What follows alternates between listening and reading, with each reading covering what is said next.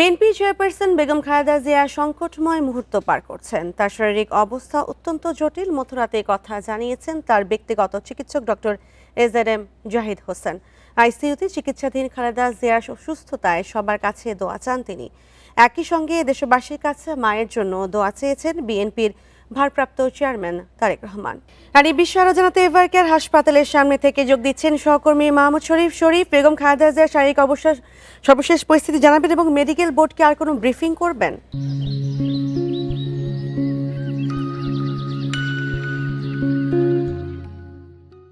দেখুন, হাসপাতালের আইসিইউতে খুবই সংকটময় সময় পার করছেন বিএনপি চেয়ারপারসন বেগম খালেদা জিয়া। গতকালকে রাত 12:30টার দিকে মেডিকেল বোর্ডের বৈঠকের পর এখানে আনুষ্ঠানিক ব্রিফিং হয়েছে এভারকেয়ার হাসপাতালের সামনে।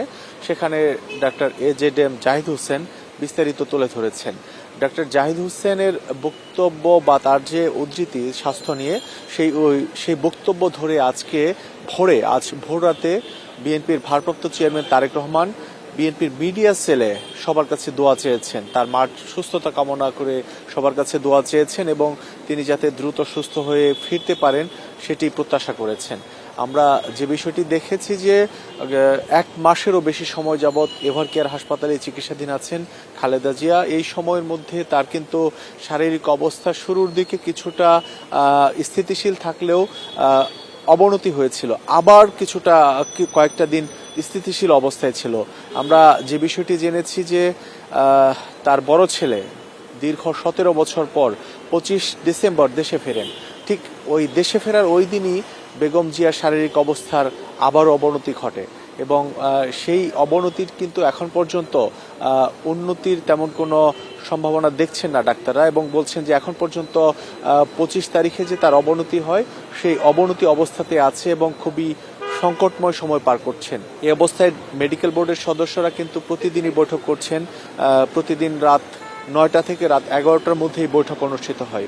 গতকালকে যে বৈঠক অনুষ্ঠিত হয়েছে সেখানে খালেদা জিয়ার বড় ছেলে তারেক রহমান ছিলেন, তার পুত্রবধূ ডাক্তার জুবাইদা রহমান ছিলেন। ডাক্তার জুবাইদা রহমান কিন্তু খালেদা জিয়ার যে চিকিৎসা কার্যক্রম এর সাথে সরাসরি সম্পৃক্ত হন। তিনি যখন এবছরের শুরুতে লন্ডনে চিকিৎসা নিতে যান তখন তিনি লন্ডনের একটি হাসপাতালে লন্ডন ক্লিনিকে দীর্ঘদিন চিকিৎসা নিয়েছেন। এরপরে তারেক রহমানের বাসায় অবস্থান করেছেন।